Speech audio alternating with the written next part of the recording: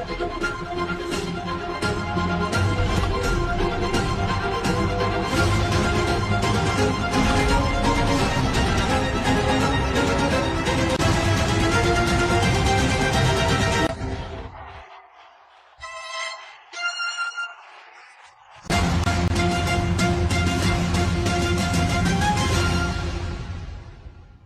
everyone, welcome back to Beyond Boundaries. Today we are diving deep into the much awaited World Test Championship final between Australia and South Africa. This is a battle between two teams on very different paths, and that's what makes it very exciting. Let's be honest, South Africa have played the least number of matches in this WTC cycle, only 12 tests, and three of their opponents were not known for their red ball success: Bangladesh, West Indies, and Pakistan. Add to that a two-match series versus India and New Zealand, not much time to build rhythm. Compare that to Australia, who are entering the second consecutive WTC final. They've had a much more consistent and challenging schedule. So the question is South Africa ready for this? Yeah, if you ask me about South Africa, see, I think you cannot say that they have come into this final so easily. Actually, see, they had some challenging series. They started with a very tough India series. It came very early in their schedule, which is somewhat, if you call it, it is luck for them. And that was even a tied series. It wasn't a result for either of them. Then they had a New Zealand series in which most of their regular players did not participate. It was a series played with B, C, and D team players of South Africa. They went there and they lost very badly, which also put a dent on their WTC points. So from there, for them to rise, I think it was a really good thing, and they won almost everything on their way into the final. So I think they played a challenging series in Bangladesh, and they had Sri Lanka coming to South Africa and giving them a little bit of a fight. Then the last series against Pakistan was just like a cakewalk, merely because even the last game, it was a really good game. So South Africa pretty much ready for this. I think they have been consistently coming to finals in other formats as well, and they are consistently doing the good job. So I would say that South Africa are ready for this, and also Lords has suited them very much well. And in the past, I think South Africa have done well in England, so they might be really suited for this. Now, here's another twist. Many South African players, including key names like Markram, Jansen, Rabada, Ingidi, Stubbs, Rickleton, are coming off the back of a full-on IPL season. That's white ball cricket for over 3 months, different pace, different mindset, plus travel fatigue.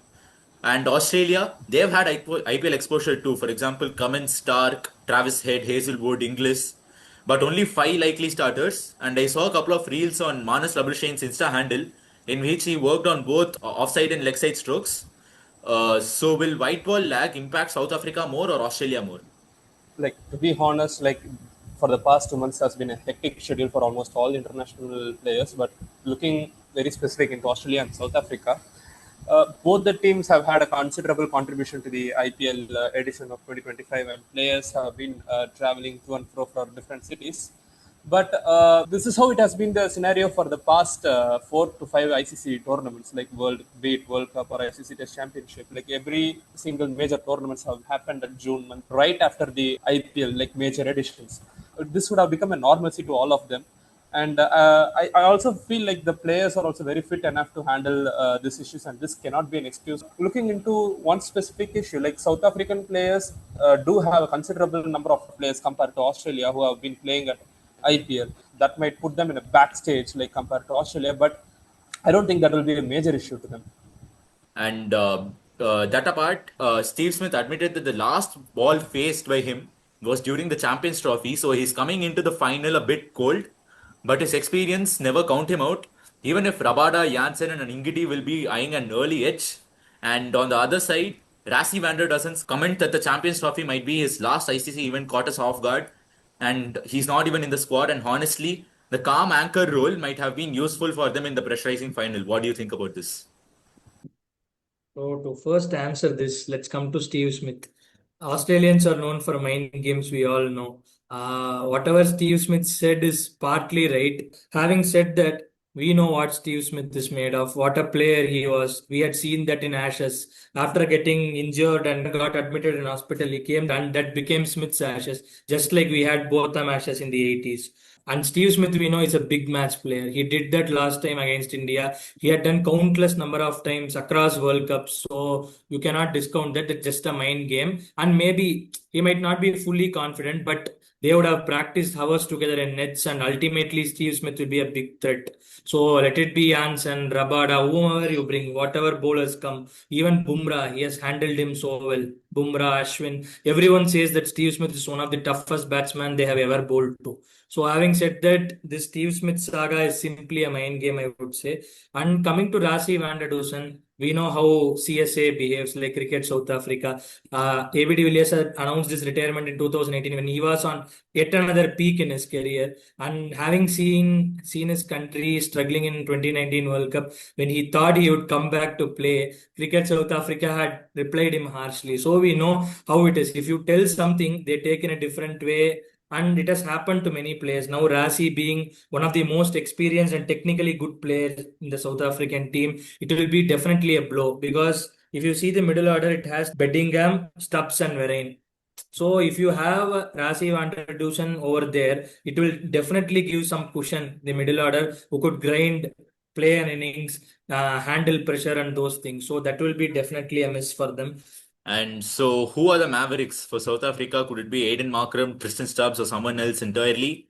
Who is the weak link for South Africa, and who might Aussies target? And for Australia, who's a game changer, and who might South Africa see as the vulnerable spot in the Australian 11?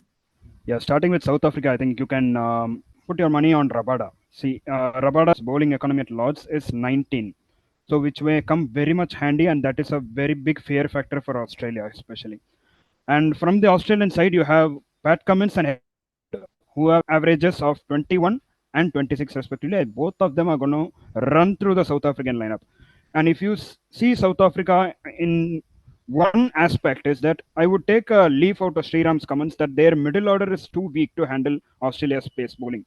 And to come to South Africa, apart from Rabada, we have an Aiden Markram who can bat very well at the top of the order. Apart from that, what we can see as a vulnerability in the Australian lineup, you cannot point out one particular vulnerability in that. I think you never have much because they will go in with a very settled setup. I think they have two all-rounders to come inside. Cameron Green and Webster will come in. Both will come into the play, and I don't think you have any vulnerability at there. So might be at the top of the order if they go with Sam Constas.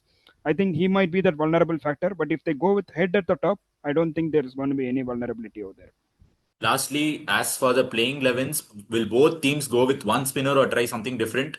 How do you see both the 11s shaping up? What are some key matchups to watch out for? So if you see traditionally Lords being pace friendly, for that all the grounds in England are pace friendly, and the spinner ranks in both the teams is normal. So they have a world class spinner in Nathan Lyon who is uncomparable for Australia, and South Africa have not up to the level of Lyon, but a very good spinner, very intelligent spinner in Keshav Maharaj. So those two spinners will play respectively for both the teams, and if required, Markram can bowl some off breaks. Stubbs can bowl and manage for South Africa's concern. For Australia, they have much more choices. Labuschagne has become a bowler almost in the BGT. He used to bowl like 15, 10, 15 overs he bowled in a game, I remember. He bowls medium pace. He bowls even at 130s sometimes. So Labuschagne can roll his arm over. Spin won't have much of an impact there, just maybe in the fourth day or fifth day if the pitch supports it might have. Other than that, it's of very minimal use. When we see the matchups, it will be Smith versus Rabada, the number one matchup what we have. So whoever emerges as the winner will have a very, very, very big role in this final for his team's fortunes. And next, I would like to see is Bauma and Stark. Bauma has struggled against real pace. Though he is short, he was good against short pitch bowling. Credit to batting in South Africa, but against Mitchell Stark, it will be a challenge for any batsman in the world. And I would love to see Stubbs versus Hazelwood. So Stubbs has been picked in test, but predominantly is a white ball player. So Hazelwood having the confidence of IPL will be brimming in him. Another one would be how Marco Jansen uses his height and his giddiness to beat Travis Head. So these are some crucial matchups I have. And another matchup is like all South African batsmen against all Australian bowlers. How they would handle them will be the biggest problem as well as the biggest thing that will decide South Africa's fortune in the game. One name that strikes me very much in the South African camp is that of Corbin Bosch. I would like to see him in the South African lineup very much because if you take, for example, a guy like Vian Mulder, I think he has been good, he has been decent, but what Corbin Bosch has done over the last few months, I think it's been a really good effort for him to be in that lineup. So I think he should be there. When I talk about lineups, I think even we can exclude a guy like Kyle Verreynne when we already have a Rickelton at the top of the order who can do the wicket keeping duties. I think South Africa need to plan a little bit wisely in order to handle the Aussie pace attack. As far as Aussies are concerned, I don't think they need to use Sam Constance at the top because let him be first tested at home conditions and then let him be put into these crunch situations like a World Test Championship final.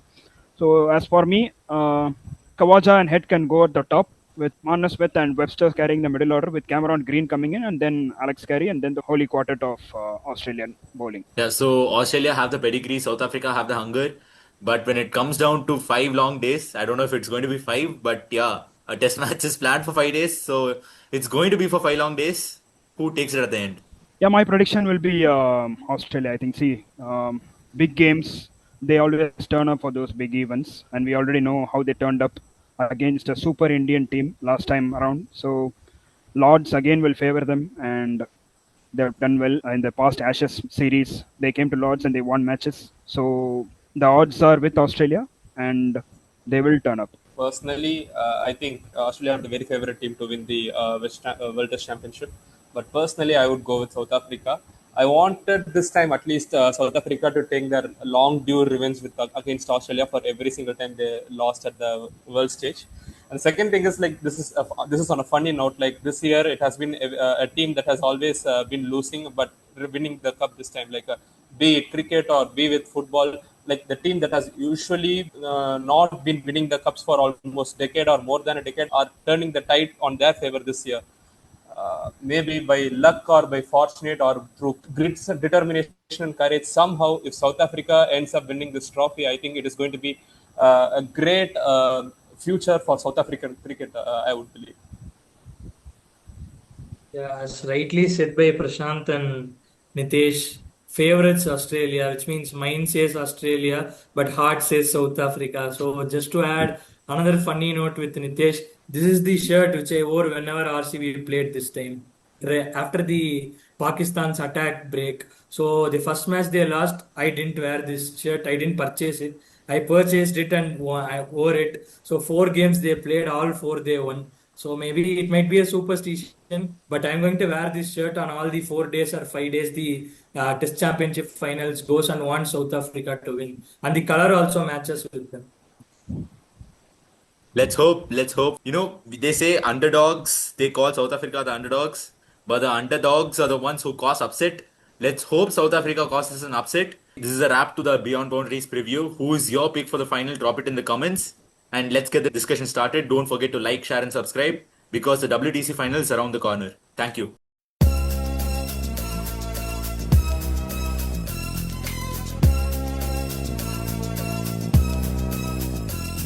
As I walk through the valley of the shadow of death, I take a look at my life and realize there's nothing left. Cause I've been blasting and laughing so long that even my mama thinks that my mind is gone. But I ain't never crossed a man that didn't deserve it. Me be treated like a punk, you know that's unheard of. You better watch how you're talking and where you're walking, or you and your homies might be lying in chalk.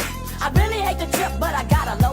As they croak, I see myself in the pistol smoke. Fool, I'm the kind of G the little homies wanna be like, on my knees in the night, saying prayers in the street light.